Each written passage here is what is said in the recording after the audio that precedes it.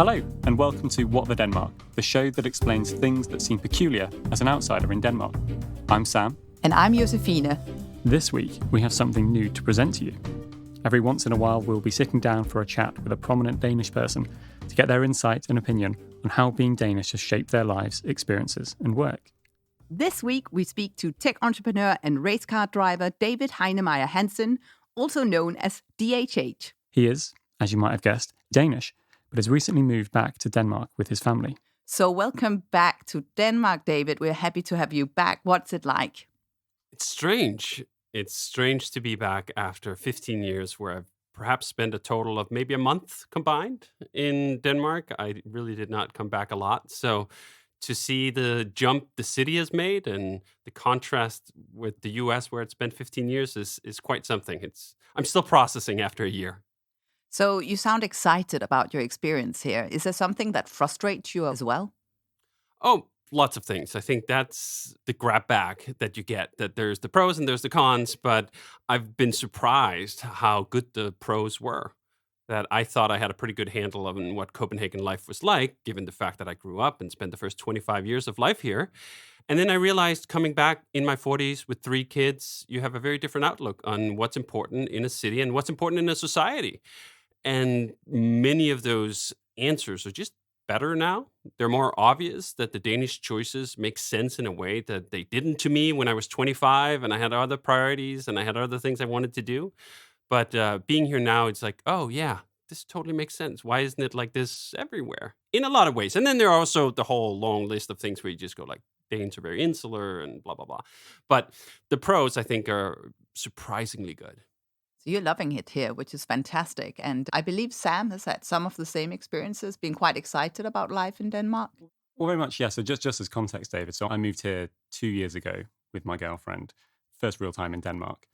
And it's just, I don't know, I quite enjoyed this process of discovering a country and some of the quirks that came from it. But I think that there are just other things which I've only really started noticing. So I was in London last week and just, there were no small kids just walking around the city. Whereas you come in Copenhagen and other cities I've been to, the cities just seem a lot more livable. Have there been any of those sort of instances that you've felt in the last year? That has probably been the number one thing. Just realizing that Copenhagen as a city is built for kids. It's built for kids in a completely different way than the US is essentially built not for kids. That the idea of having, our oldest is 8, having an 8-year-old out by themselves in the city is completely not happening in any major US city. If you get to the suburbs and whatever, yes, but you live in any major US city, you don't see even early teenagers just walking around by themselves. You come to Copenhagen and all of a sudden there are 5-year-olds biking next to their parents and you think, wow, I'd barely dare to bike myself as a 40-year-old in Chicago. And it just gives the whole city a completely different vibe.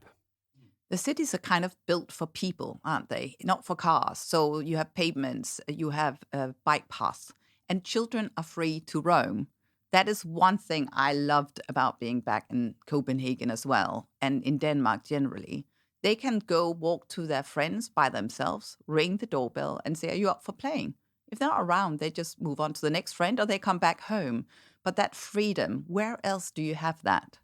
Not in the United States. In fact, I'd go so far as to say they've almost criminalized that idea of independence for kids in the US.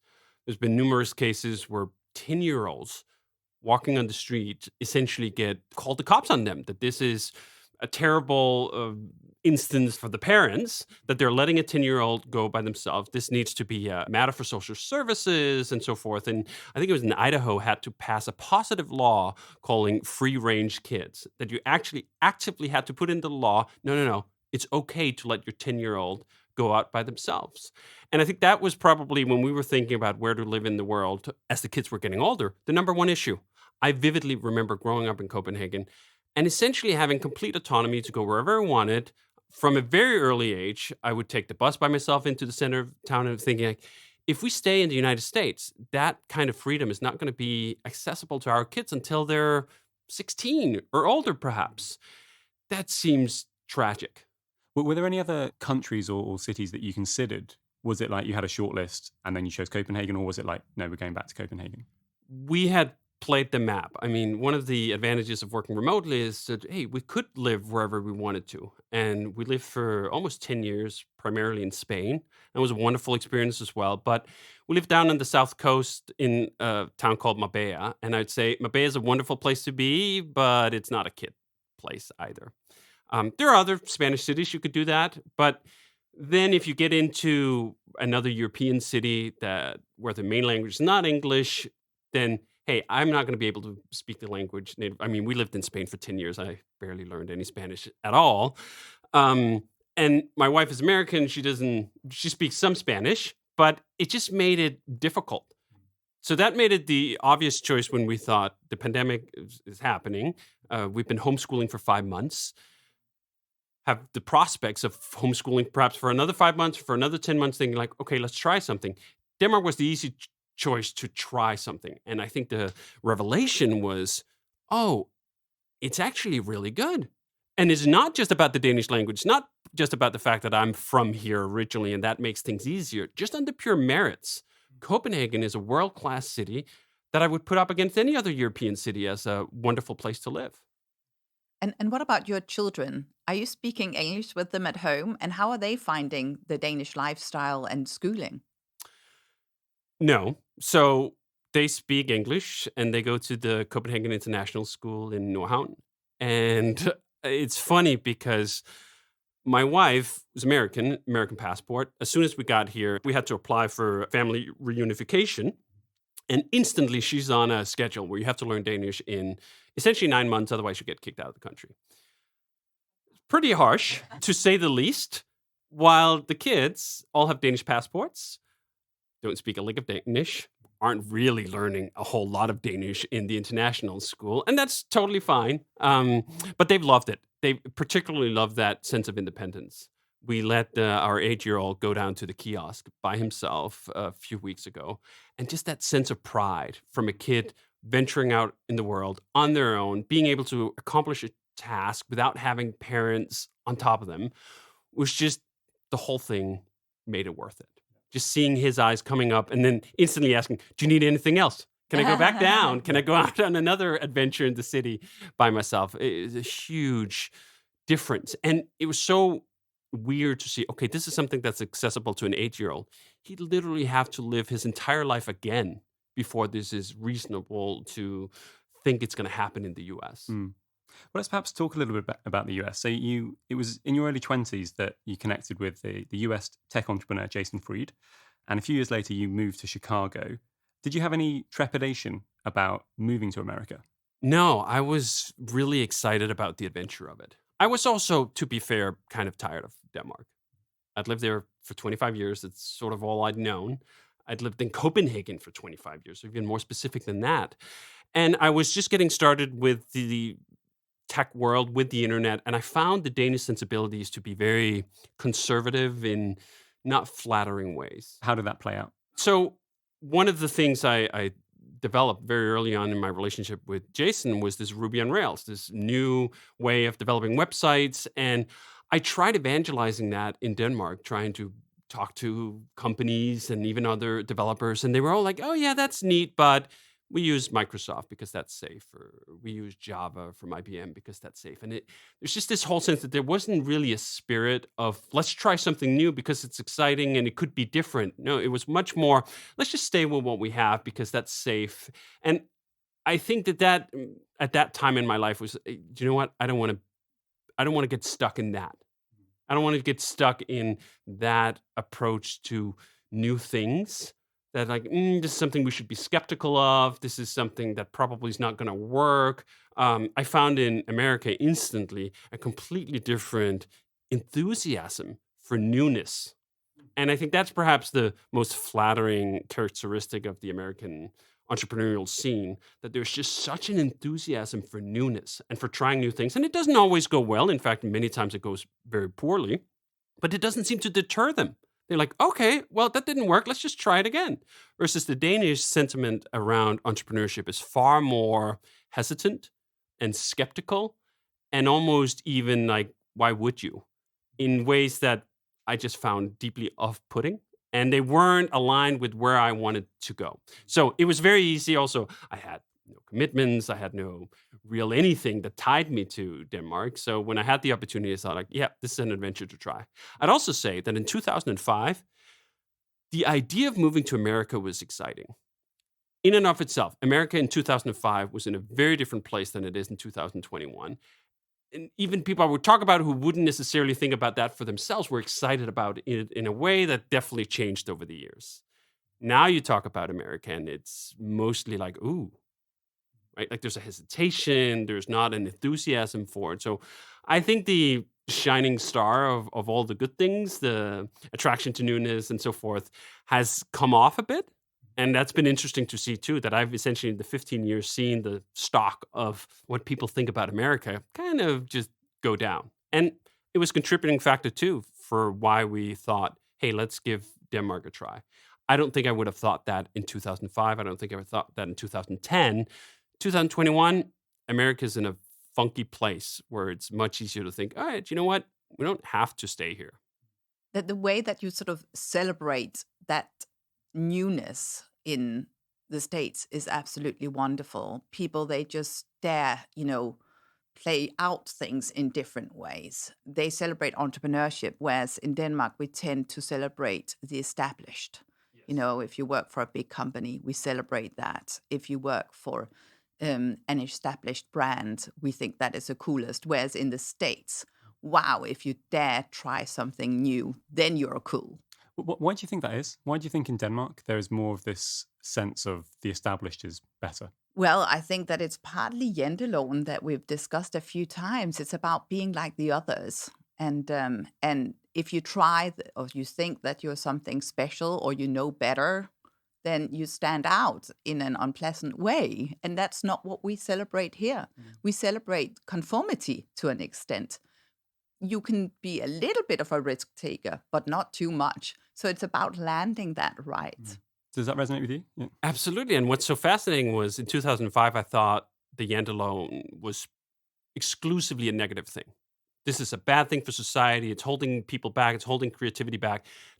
Now, I'm not so sure. I think it's far more balanced. I think the conformity worked exceptionally well during the pandemic. The conformity of believing that the authorities are right when they tell you to do certain things like wearing a mask or getting your vaccine or those are upsides of that same phenomenon, that the individualism that is so cherished in America is also leading to some quite specific pathologies over there that are hard to untangle. And I've become far more sympathetic to the Danish structure and that conservatism that lies deeply in the root of that conformity, that it has benefits.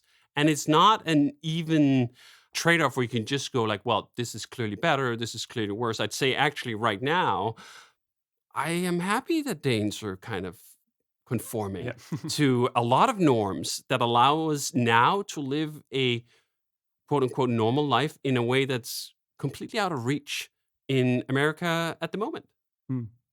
If we go back to your time in America, were there some initial things that confused you once your feet hit the ground? Oh, hugely. The first thing was I got this apartment that my business partner was moving out of. It was a very easy thing to slot into. And one of the first times I walk up the stairs to my apartment, I see my neighbor there. And he's just standing outside having a smoke. And he goes like, hey, what's going on? Just that question. I was so confused. I was like, I don't know you. Why are you asking me what's going on? What do you actually mean with that question? Am I supposed to tell you a story about what's going on? No, he was just saying hello. He was just saying hello in a passing way that was not expecting an answer whatsoever, but it was just puzzling to me that someone would ask a full question as a way of saying hello. And it took me quite a while to get used to the fact that, oh, this is just how Americans say hello. They're not interested in knowing how it's going. This is just the custom. And So what was your answer? Did you actually give him your life story or like your day story? I was just so befuddled at the moment that I don't think I put out anything coherent, because I was just like, good, I guess, or something like that. And it took a few times of going through the same rhythm to realize, okay, you're not supposed to answer. You're just supposed to say the same thing. Yep, fine. Back to you. Yep, fine. Or how are you? Right, yep, yeah. Right. Fine, how are you? Yep, easy. In fact, I'd say the worst thing about that was that it rubbed off, that I started saying that. And particularly when I then started going to international tech conferences or something, I would say that to Europeans. And they would look at me like I looked at him. What are you talking about? Right? And it was just such a thing. It doesn't actually take that long when you're submerged in a culture that you start just accumulating all the weird customs of that culture. But I still look at that and I go like, this doesn't make sense. Can't we just say hello or nod? Right? That's the Danish way, right? Like just the smallest movement of the head. That's enough of an acknowledgement that I've seen you. We're here. We don't have to have Or a sometimes conversation. ignoring, though. I also find that it's really interesting. It depends where you are in Denmark. If you're in the center of the city, then you don't acknowledge each other. Because then obviously there's a lot of people. That's just the way it is. But then if you get further out in the suburbs, then there is sort of an uncertainty about how much you greet each other. So if you're neighbors, of course, you know each other, you say hello, or you nod. But if you are not, but if there are not that many people, some people will ignore you or look away because they don't know what to do. But you will also have the odd one saying hello. My husband, who is English, he will say good morning to everyone and they'll be all confused and befuddled because what are they going to answer to this weird man saying hello and in a different language? We don't have a culture for greeting people as much. No. In fact, it almost feels like it's a right not to be spoken to. And someone is violating that right especially when they lead with questions, right? Like it's bad enough that someone just says good morning. Good morning. But if they're then asking you something. How are you? How am I? Yeah, exactly. Gosh, That's a deep existential question. I don't know if I can elaborate for that for you right now. Love it. Have you always worked remotely? Or was there an office that you went to? There was an office. Yeah. And we used that sort of sparingly, but quickly I realized that, you know what? Oh, yeah, right. I don't like the office. I mean, I started coming in at first when I moved there and then quickly realized, okay, I was getting far less done. And all the reasons I didn't like an office back in Copenhagen were still true. So even though I lived in the same city as my business partner, we essentially continued to work remotely the majority of the time. But what I found so funny too was just, it's the small things like supermarkets. I come to the US, I move into this apartment, I get a car, and then I'm like, oh, I need groceries. And there were no supermarkets around. Like, it was not like in Copenhagen, you walk out the door and there's basically 5 supermarkets within 5 minutes. You go out the door and like, there's nothing. So I asked my business partner, was like, oh, where do you go to, I don't know, to get some orange juice. There's a Target about, 20 minutes away by car. And I went to Target and I was like, okay, I guess Target, that's like American grocery stores. Like everything was frozen goods. There was nothing fresh. And for like 2 months, I shopped my groceries at Target before I realized, oh, they actually also have grocery stores that are normal, that have produce, that is fresh and all these other things. So there was one of those things where you just take for granted that things are strange, even though they aren't necessarily that strange. Just your first impression becomes the impression you think, oh, this is the country. I mean, I just had this weird experience with the guy asking me how I am. I guess this is how the American grocery stores are like. And it was like, okay, that's not necessarily true. Yeah. Had you worked for Danish companies when you were in Copenhagen, or have you always sort of worked for yourself? No, I'd worked for a number of Danish tech companies from 2000 or 97 maybe to 2001, I think was when. So I had a very compressed 3-4 years in the Danish tech scene. That really also ended up informing so much about how I wanted to run my own company. But it also gave me sort of an appreciation for like, oh, this is what it is like to work for someone else in Copenhagen. Did you find that there was a difference in the Danish work style and the US work style? What's funny is that I never worked for an American company as an employee, which meant that I just took all my perceptions of the more or less Danish approach to working to the US and just thought, like, well, this is the norm. And then I would hear from employees that would join our company and talk about how things were elsewhere. And I'd go like, oh, wow. Yeah, I guess that's quite different, particularly around sort of the check-in. At Basecamp, one of the early ideas we pinned down. Basecamp's the company that you were running. Yes. Yeah. That I joined back in 2001, started working with Jason and still work with today.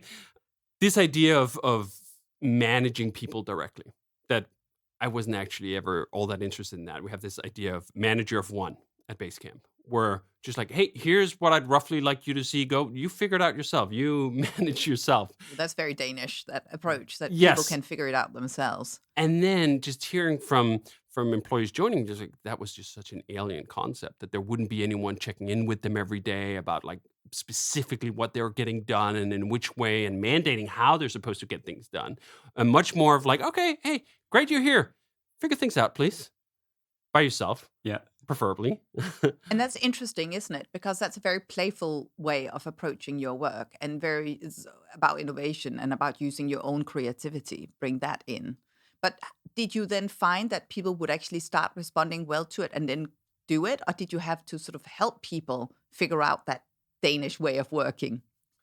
It's funny because I think for some it was definitely a shock, but a shock that very quickly became natural for most people. There were definitely some people where you're just like, okay, this is so alien. I can't even cope with it. It doesn't work well for me. I want to go back to a more structured workplace where I'm being told in more specific terms what I need to do. But I found that most people broke out of that very quickly and realized, okay, yeah, this is better. There's some disorientation here that like, am I doing well enough? Am I doing enough in general? But they would get through that and things would be better. I'd say though, that worked very well in the beginning when we were a smaller company. As we got somewhat bigger, some of that became a little more difficult, I'd say. But what's so interesting about that is I think it is a Danish trait, this idea that like, hey, you're just here, you'll figure things out. And you'd think that that would be associated with more kind of autonomy and not conformity, that, hey, I have this freedom. I could do whatever I wanted in some regard. But then so many people don't. And that's the other paradox I find with the Danish model is we have all this great welfare system. So you don't have a job, for example. I remember my wife was remarking, my brother and his girlfriend for a while, neither of them had a job. And my wife was like, aren't they so stressed out? They don't have a job right now. Like, what's going to happen to them? And she was so puzzled by the fact that they were taking it so calmly. Yeah, That because neither of them happened to have a job system. at the time, and it was totally fine. They'd just wait until something good came up or whatever. And she was just like mortified that someone wouldn't be all stressed out about it. So I always thought, like, you have that amount of freedom, you have that amount of relaxation when it comes to having a job and not having a job. Why aren't there more entrepreneurs? You'd think in America, it's a serious problem if you're out of work for more than 2 weeks for a lot of people. For most people, I'd say. You don't have health insurance. You don't have all these other things. So why are there more entrepreneurs in a harsher environment like that? And why aren't there more in Denmark when basically anyone could quit their job? There's so little risk to it. It's all in the social norms.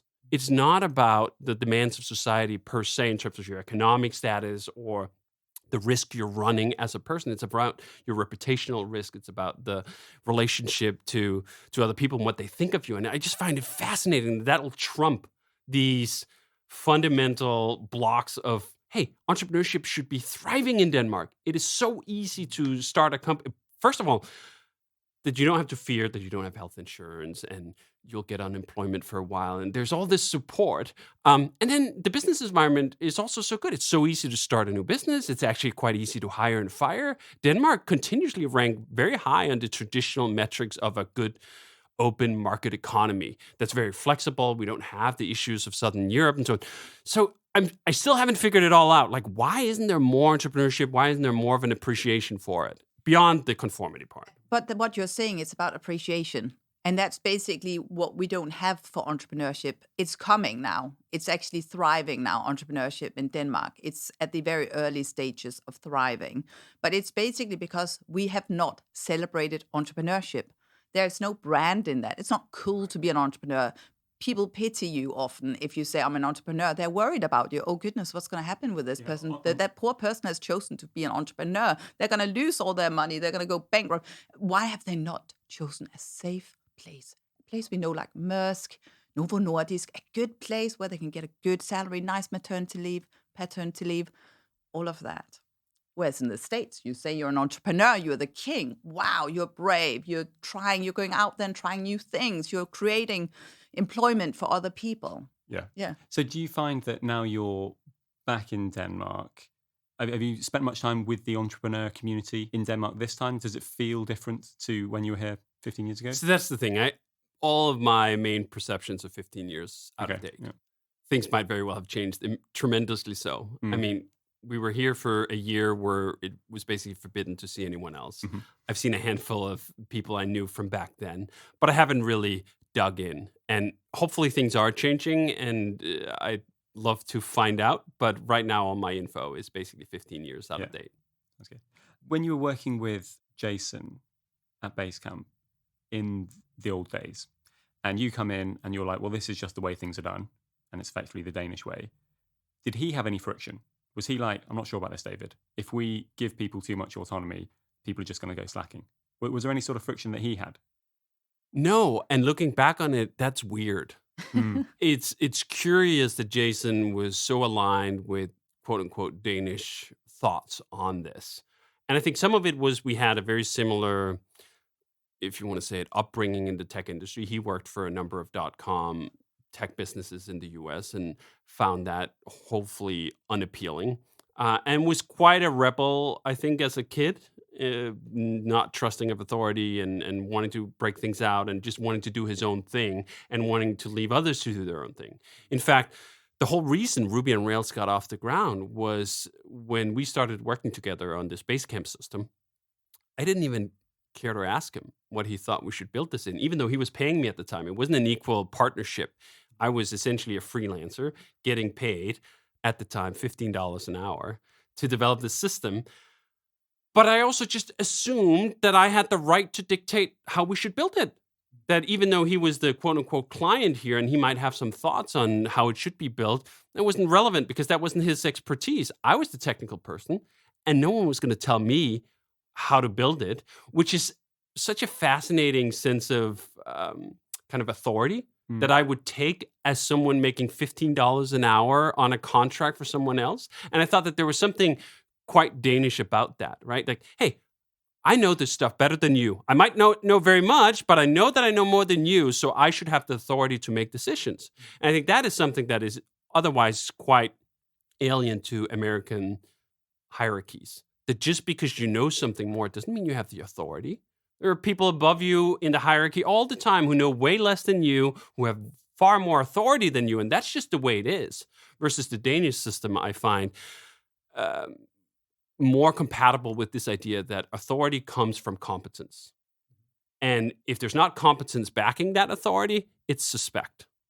And it's funny because I remember before starting working with Jason, I applied at a number of internships, essentially, at various Danish companies doing tech work. And I chuckled because one of those applications was essentially, hey, yeah, I'm applying to be an intern at your company. And then to the effect, but also I'd like to set your IT strategy. Essentially, like, I think, like, I've looked at what you do, and I think you could do it much better. And I'm writing this, whatever, the chief of the IT department, right? As an applying for an internship job, essentially asserting here that I think I know better about I can help you. Yeah, I can help you in these regards, right? And if you had done that in America, they would just have laughed you out the door. And even with that brash approach, I would still get an interview, and we would sit down and talk about this. Because it obviously worked for him. So you're a perfect match. I mean, what luck in a way that he didn't feel that awkward. Yes. That he actually thought, wow, here's someone who'll bring their own ideas to the table. Someone I can work with in a new way. And it also came to that whole manager of one that with Jason in particular, he's like, hey, I'm good at design and I've started the business here. You're good at programming. You do the programming part and you bring your competence to that, and I'll trust that you do a good job here, and we'll work together. And I thought, yeah, this works for me. This is a great way of having that set up, the division of responsibilities. There's a lot of entrepreneurs who end up starting companies with people who are very much like them, who have the same skill set as them. And I think that there's a lot of potential conflict in that. Versus with Jason and I, it was very clear, hey, you own design, I own programming. We'll kind of share the business aspects of it, and that'll work.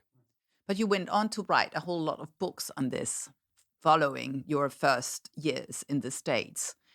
Have you taken some of your inspiration from the Danish way for these books?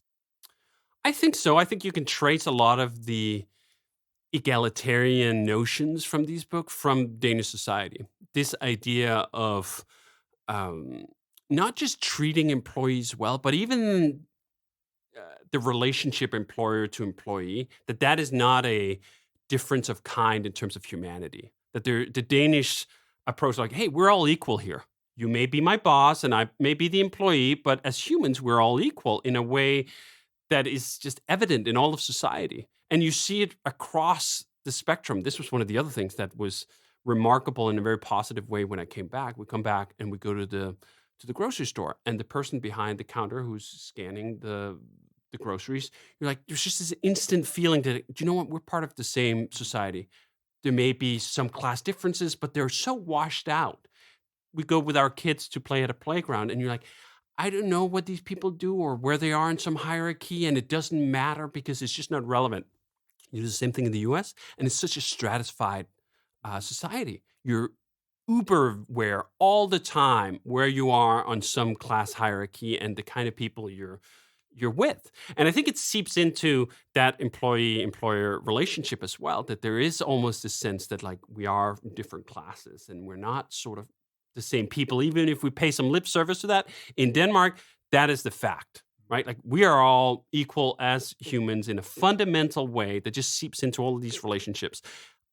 I tried to take that humanity to how we were going to run our business in the US. And I think some of the things around trust, for example, we wrote a book called Remote Office Not Required in 2013.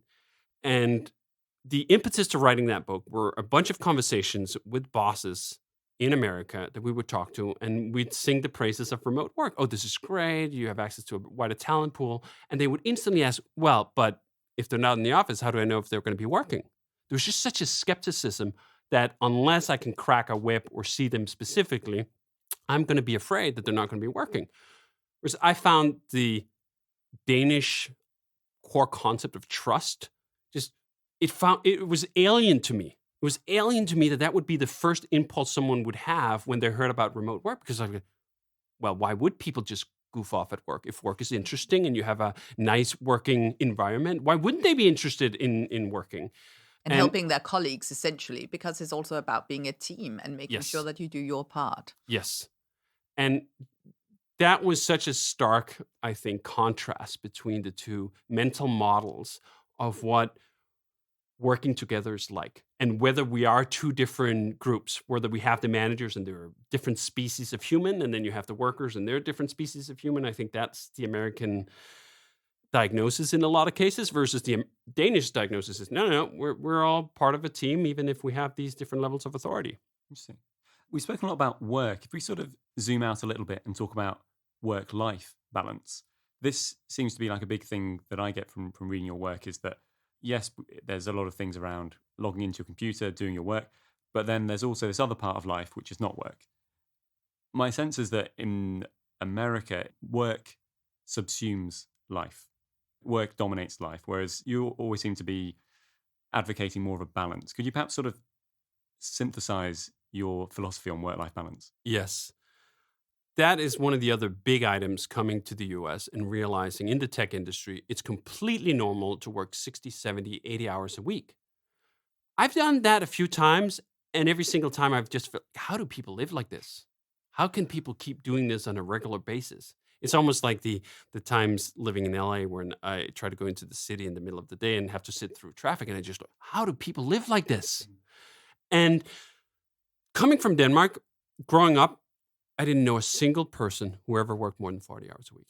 Not a single soul. Until I was in my 20s, probably was when I met the first person who would work more than a 40-hour week as a regular thing.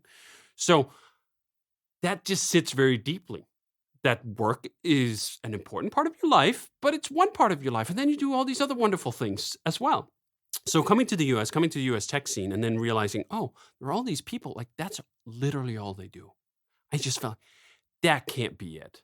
No way. That can't be it. That's not how I want to live. I feel pity for these people. And what's even worse is that some of the people who are most successful, quote unquote, are the ones bragging the most about how much they're working. I remember reading this interview with Marissa Mayer, who was at Google VP for a long time and then went on to be the CEO of Yahoo, where she was bragging about how it is humanly possible to work 120 hours a week if you're strategic with your bathroom breaks, as she put it in an interview. And I just felt like there were slaves in Roman times that didn't work as hard as she's trying to do, and she's at the top of the pyramid. How did we get here? So just had a revulsion to that whole setup, that there was this pride in the more I can let work subsume my entire existence, the better and more virtuous I am. fundamental rejection from day one. Absolutely not. This is not what we're going to do here. And I also just found, because whenever I would talk to any of these people, I thought like, yeah, you can talk a lot about the work you do, but as a person, holy shit, I find you uninteresting. I find most people who are this single track, unless they literally are the very best in the world at what they do, and there's some uniqueness in that I can respect, but most people who put in that workload, they're not the best in the world. They're just obsessed. It's just like, ugh. I would just look at that and like, I do not want that for myself. I do not want that for anyone working for us. And I don't think it works, because I would see the output of these people and I'd go like, isn't that great? Right? This comes again from this, like, your authority to project how good your situation is has to come from some competence, has to come from some achievements. And I'd look at the competence, I'd look at the achievements and go like, I could do that in 20 hours a week. But that was also part of what was boosting it. Like, I felt a sense of entitled arrogance about it, that I think this is a sham. I don't think it's working. I don't think whatever you're putting in, you're getting back out. I'll show you. We can build a company that works half as much and accomplishes 10 times as many things. And that's what we've been trying to do, and essentially provide that almost European or Danish counter to it. Do you know what? This is an American thing. This is the other thing, right? Like, Americans like, no, this is what everyone, if you want to win, if you want to be the best, this is what you have to do. And you're like, do you know that companies exist outside of America where people just, as a general rule, do not work like this, and they are actually quite successful? So we thought like, hey, let's be an example in the US for essentially a Danish style setup where 40 hours is more than enough. In fact, we work 32 hours in the summer with Fridays off, and we'll get plenty done. And then I'll have a life outside of work too. This was the other part of it, was realizing, okay, we've started our own company. That's great. I'd like to keep doing that for a long time.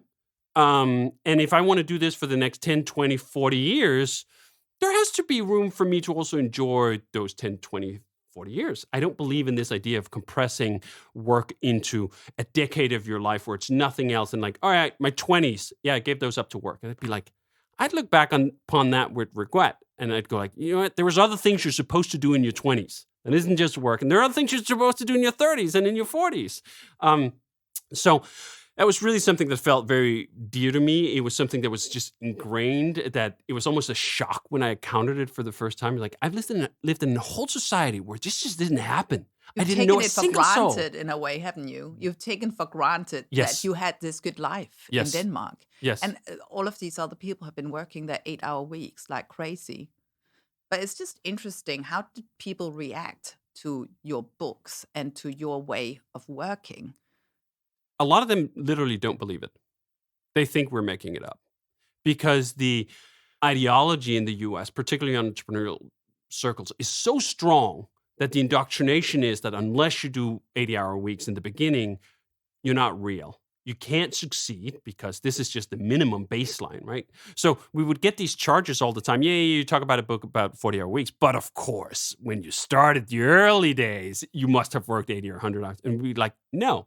And a fair number of people literally would not believe us. They thought we were making it up, or they thought we were doing funny things with the books. And I was like, this blows my mind. There are entire societies where everyone in the society worked like this, and you think it's impossible that this could work? I mean, this is just fascinating. And I think this is one of the great gifts of having lived and worked in multiple societies around the world.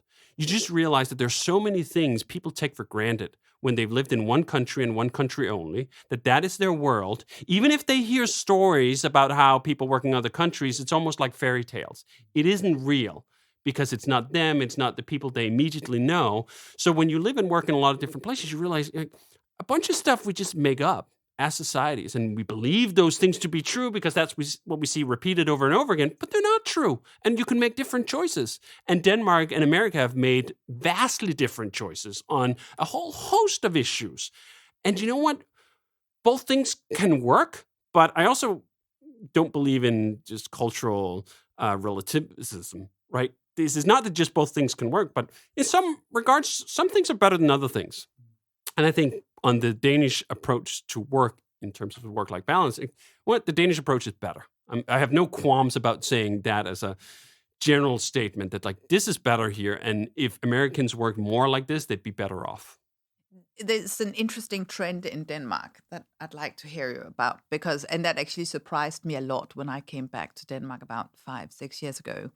And a lot of people, they suffer from stress. They actually have breakdowns from stress. It's like anxiety and so on. Why do you think that is when we have this incredible work-life balance? And do you see that in the States? Because if you work 80 hours there, that should be so much worse. What's so funny about that is all of this is very relative. It's relative to how things move from where they were in the society you're at. It's not an absolute scale. You think Americans should be way more stressed out, which, by the way, they also are. If you look at sort of the stats and so on, Americans are pretty damn stressed out, particularly right now. But this idea that Danes would be stressed out with all the amenities and affordances that we have here does seem a little funny sometimes. But I can see where it comes from. For example, if we take information technology, this idea that we now all have email in our pocket 24/7, that has seeped in a little bit in Danish society, and it is producing a stress response that now we're on call far more of the day than we used to be before, even if that is just an iota of what it's like in the US. One of the examples of this I thought is such a great distillation of it. Within the same week, I had to talk to two lawyers, one lawyer in Denmark and one lawyer in New York. And I forget what the matter was, but I was talking to this Danish lawyer and was trying to get this thing done. And it was Thursday at 4. And he was like, all right, we're not quite done. I need a few more things to do, but it's almost 4. I got to take off, and I'm off for the long weekend. So let's talk about this on Tuesday. And I was just like, but we aren't finished. And I thought, this is a remarkable sense of confidence from someone to say, like, yeah, we're not done, but time's up. It's 4 o'clock. It's time to go home. And then a few days later, I would talk to this New York lawyer, and literally the first thing he said was like, yeah, we can work on this thing together. And like, just know, I'm going on vacation, but I have my phone with me 24/7. You call me anytime there's anything at all, and I'll pick up. And I was like, you are offering this. I'm not demanding this of you. You're offering yourself up 24/7 on this deal that is not time sensitive in any way, shape, or form. Why are you giving me this privilege over your life? You're supposed to be this powerful lawyer who's making a lot of money, and now you're someone else's call, whatever, 24/7? And this Danish lawyer who's being paid a tenth of what the New York lawyer was being paid simply just set boundaries and said, like, no, it's 4 o'clock, we're done. Pick it up whenever I'm back at work. I thought, like, wow, this is an amazing distillation of how these societies are so different, that even the most powerful, richest people in the US feel this obligation to be constantly available to whoever their clients is or their bosses or their coworkers. And Danes just go like, no, not doing that. We found the same thing, actually. My wife came here to Copenhagen, and I forget what, she needed to get something done from some service worker. And in the US, you're used to, you need something extra above and beyond done. I mean, it's just a matter of how much it's going to cost.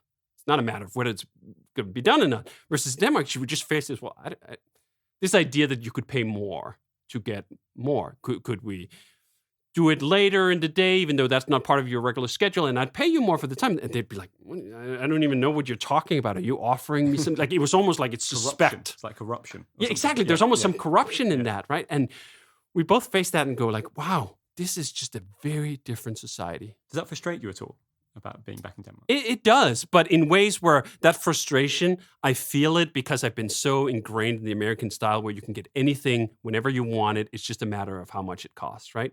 And then I flip, it takes about 2 months, and then I go like, well, this is just healthier. I mean, my frustration is real, but this is better. Which, the funny thing is, we felt the same thing in Spain on a different thing. You'd stand in line at a grocery store in Spain, right? And the person would just start talking to the cashiers, and they'd have this conversation that would take 5 minutes. And I'd be like, behind them. Oh, what is going on here? And I'd look at the line. No one else were bothered. And I'm like, just going out of my mind, standing here for an extra 5 minutes while someone is having a social conversation, and just go like, can't they see I'm waiting here? And I just look, also, this is just healthier. It's not me. I don't know if I can reprogram whether I'm going to feel that annoyance, but like, this is healthier. Is that feeling that time is money, isn't it? And it's also time that you could give to something else. So why should you be in a queue waiting for someone else to have a conversation? Absolutely. Completely outrageous. But I mean, how fantastic. That must be the most relaxed culture where you have that. Yes. Where you can enjoy that everyone else is enjoying themselves. Yes. And this is what's so interesting about the cultural analysis, that you can look at someone else's culture and you go like, this is objectively better, yet I am incapable of adopting this. I will Yeah. never have Spanish sensibilities around time, even though I sort of wish I did. I would have lower blood pressure when standing in line at the grocery store, and I wouldn't care about what does 5 minutes matter anyway, right? And then you see it's all a spectrum, right? Danes would complain, I'd say, if someone was just standing in line for 5-10 minutes talking, right? But they're not like New Yorkers, where a New Yorker is held up for 10 seconds and it's like cursing and swearing and all these other things. So many of these things are spectrums, and different societies slot in different ways. I don't know if Denmark is in the middle, but if you say Spain is on the far end of being super relaxed, maybe Denmark is in the middle, and then New York is perhaps the most aggrieved place. I just want to talk quickly about this aspect of your non-work activities, which is race car driving. First of all, we have this discussion. Is it race car driving, racing car driving? We're discussing what do we actually call this? Me asking racing car driver, race car driver is what we thought it was. I think race car driver and race car driving, and then racing. Racing. Okay. So give us a quick overview of so this is like a hobby you've had on the side, and then I'm sort of underplaying it. Hobby you had on the side. A small little hobby. Yeah. Race car driver. Love it. So I didn't get my driver's license until I was 25. I took my driver's license the year I left Denmark, in Denmark. And the reason I didn't get it until I was 25 was there was no reason to have a car in Copenhagen. I've now relearned that. Having a car in Copenhagen that sits on the street unused for weeks and weeks at the time. But I didn't have a car in Copenhagen, but I learned how to drive a car because I wanted to travel. And I knew that if you come to the US, you kind of have to know how to drive. So I started very late. Didn't get that driver's license until 25. And then I got to the US. And then 2 years later, a friend of mine dragged me to a racetrack. And I sat in a race car for the first time, went around the track a few times, and I went like, this is amazing. I would very much like to do this all of the time right now. How much time can I spend doing this? Can I spend like all of the time, that my spare time on it? And I started doing that, and every weekend, essentially, I would spend at the racetrack. And really got that sense of, I'd like to take this somewhere. And this is another thing that's so interesting.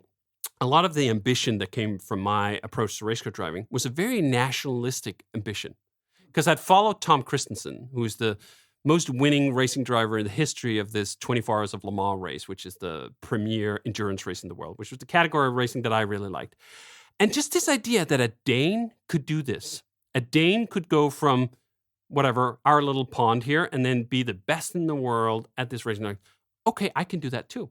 And it was such a fascinating thing observing that in real time, going like, what does it matter if he's a Dane? What if he'd been a Swede or a Norwegian or a German? Does it matter? And somehow it does. The power of role models and reference is so And whether incredible. they apply or not, right? There's just this sense, oh, it was a Dane. Well, then that's a role model that's relevant for me versus had it been a Swede, it wouldn't have been, even though, I mean, our societies are so equal in so many ways. Why couldn't a Swedish role model work for me? But it wouldn't. Anyway, Tom Christensen does all these amazing things, wins Le Mans more times than anyone else. And I go like, I want to do some of that.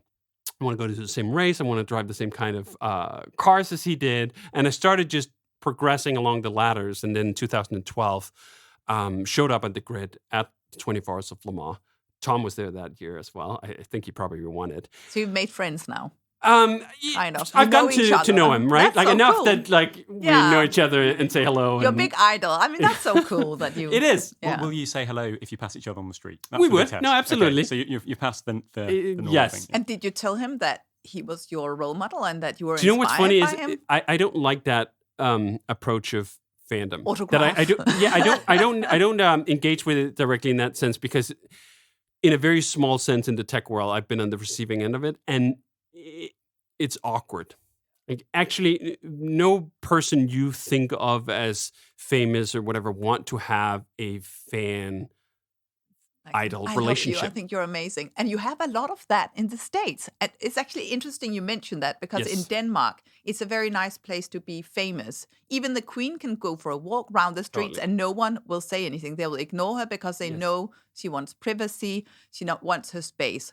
So could Tom Cruise. He could come round walking. People would leave him alone. Unless they were foreigners, they might run to him. But the Danes, they respect that. Whereas in the States, I experience it. People, they get so excited that they just have to burst out with excitement and let people know that they're huge fans.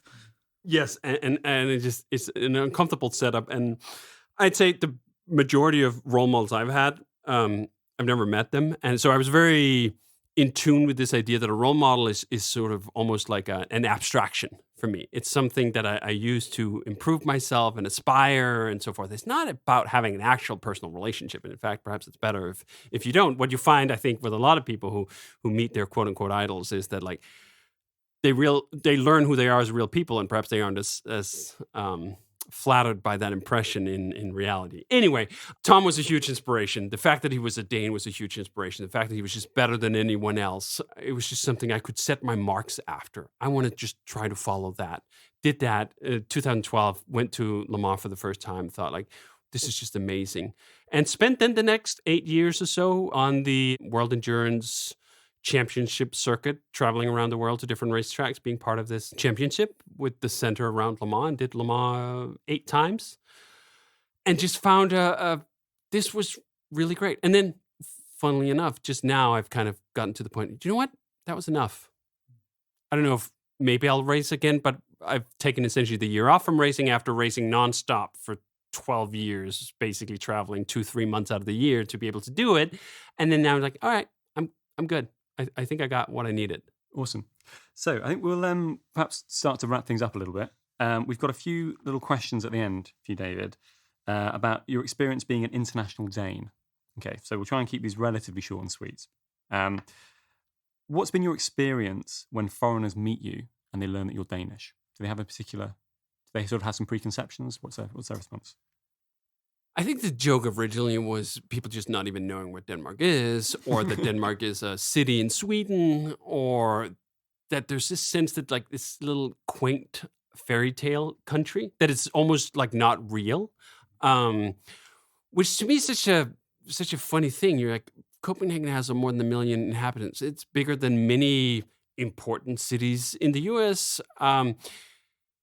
It's just what they think that there's such a sense of scale relating to like, oh, and I found that annoying. Yeah. What's the response? Oh, yeah, exactly. Like, oh, that's cute.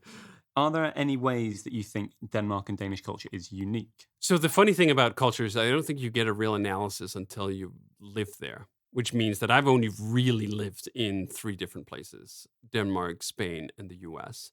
And in those regards, Denmark is hugely unique. This concepts that we've talked about, this equality, I think is just not something I've seen anywhere else. And this humanity that comes from it, and the classless structure of society, in a way, feels very unique to me, to any of the other societies that I've spent any time in. Is there one object / tradition / behavior that you think encapsulates Danish culture best? Oh, that's a good question. Maybe some of the foods. I remember when my wife first saw rye bread, that this was just like, why do you eat that? Right? Like that there are these food traditions where you go like, okay, maybe it made sense at the time. This was what we had access to. Now there's so much other stuff we could import and we could eat other things. And still, rye bread. All right, there's the base part of the diet. Was there any part of your Danish life or your Danish heritage that you brought when you were living in the US or Spain? Did you have any sort of Christmas traditions or anything that was a piece of Denmark that you brought with you? Funny thing, actually, the rye bread. Okay. So even I was susceptible to this idea that, like, you know what, this is Denmark. So my wife we ended up finding a small Swedish store actually in Los Angeles that would sell these ingredients to do the rye bread. So that always felt like it had some connection. Like once a month or something, we'd just have the open-faced sandwiches, and there's like there'd be a little taste of Denmark that I took with. But otherwise, I actually, almost to a fault perhaps, went like, do you know what? I'm not living in Denmark anymore. I'm going to integrate with the country that I'm in, at least in sort of sense of traditions and so on. I was never big on traditions. It was never a huge part of me, which is funny because with my wife, she's like very excited about the Christmas traditions here and the hygge and the Christmas markets and the lights and all this. And I was like, yeah, I could take it or leave it. What about licorice? Have you tested that on her yet? Actually, that's a good point. The other thing I took with me was the candy. This is one of the things you come to the US and you're like, this is a country of 330 million, and they have what, 8 different kinds of candy? That's about it. Everywhere you go in the US, you can get M&Ms, some licorice, or not even licorice, Jelly some other beans? kind of sour kits patches or something, some sour things. Like, it's the same thing everywhere. This is it's a continent, 330 million, and they have the variety of candy that a kiosk in Denmark would have 100 times over, right? There's just all the different varieties of candies. I would very much miss the candy, and whenever I would come back to Denmark, I would totally overdose on all the candy. Nice. What do you think the world could learn from Denmark? I think the advocacy I've been trying to engage in the US is that the socially democratic state is not in opposition to capitalism. There's such a binary debate, particularly in the US, where, either we're capitalists or we're socialists. And these are two diametrically opposed ideologies. And you go like, no, look at Denmark. We have a government-run healthcare, education, all these other things. It works, and at the same time, it does actually have a thriving business community. It has large corporations. It does have entrepreneurship. It does have all these things. It's a self-sufficient, well-run, low-debt economy that you could aspire a little higher than socialism. That's Venezuela, right? Americans usually have such high ambition levels, but when it comes to the structure of society, they just go like, well, as long as we're better than Venezuela or whatever, Libya, we're good. We've done it, right? Set your sights a little higher. I think Danish society, in large parts, when you look at the structure of the economy and so forth, there's nothing here that is inherent to our flat land that could not be replicated in any way anywhere else. So this idea of getting to Denmark as a aspirational goal of how to construct a fairer, better society, I think is worth noting. That's one of the things I really have come to appreciate, having lived outside of Denmark for 15 years, is how many of the basics are so right in ways that most countries around the world are struggling to get that right, and how little Danes appreciate that. Yeah, and yet we are quite proud. We think that we do things better than everyone else. Yeah, to but an never in the extent as well. particulars. That's But what we I take find. it for granted, a lot of Yes. the things, don't we? That's the thing. So we're quite proud of everything we do. When we go abroad, we're like, oh my goodness, how can they live like that? But yet we also take for granted, like work-life balance that you've written extensively about. We take it for granted. Actually, we could all learn a lot about ourselves and actually appreciate our lives much more if we went to the US or to Spain like you've done and seen some other things, because then you know what you've got. Yeah. Yes. I think just finally on that, what do you think Denmark could learn from the world? That openness, I'd say, is probably the key part that I know it's a bit of a trade-off, and I know that the conformity that Denmark has its benefits. I just wish it would move a little bit, right? Couldn't it be possible that we both listen to the health authorities when they tell us to get a vaccine or wear a mask, and also that we had some aspirations about entrepreneurships being good and something that more people should do, and that we were open to trying new and different things? This is one of the things that I fear a little bit about Danish society, is that it becomes so static because things are so good, and because we look around the world and go like, oh, we certainly don't want to become like America, we don't want to become like this country, that then it means that everything has to stay exactly how it is. But you look at the history of Denmark and you look at, do you know what? Denmark was the first country in the world that legalized pornography. Denmark was one of the first countries in the world that legalized gay marriage. And then here we are, 2021, and like pot is still illegal. What?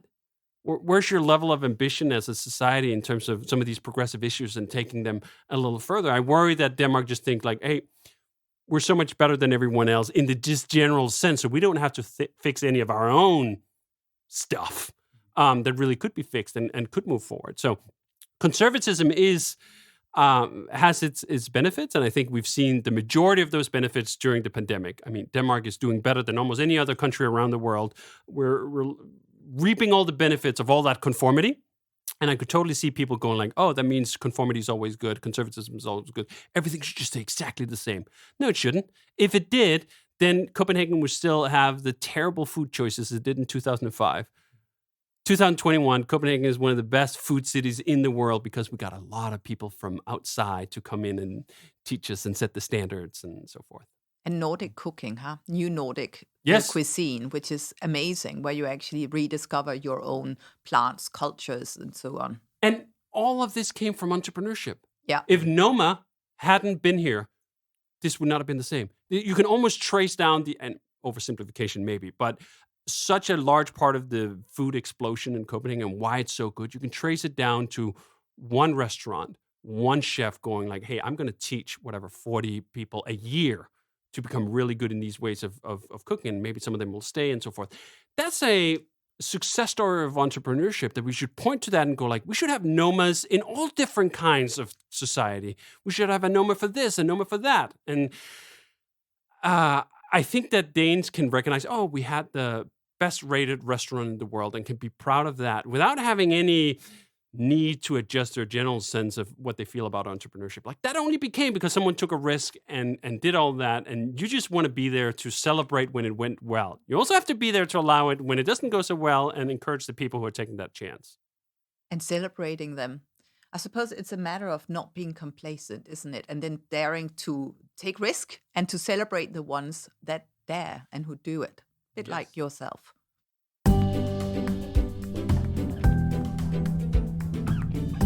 Thanks so much for tuning in, and thank you so much to Hotel d'Angleterre for letting us record this episode in their beautiful hotel. What an absolutely stunning location, and what a view! Yes, it's actually a really nice view over Kongens Nytorv. It's really worth visiting. Yes, absolutely. Thanks to everyone who has helped in the creation of the episode, including Tevin Sudi, Jack Ewan, and the Danish ones. We hope you enjoyed the episode. We are still early in our journey of resolving cultural confusion in Denmark and would love for you to join us by subscribing to our show on your podcast app. If you like this episode, please do consider telling your friends about it. And you can also head over to whatthedenmark.com to receive our newsletter or find us on Instagram.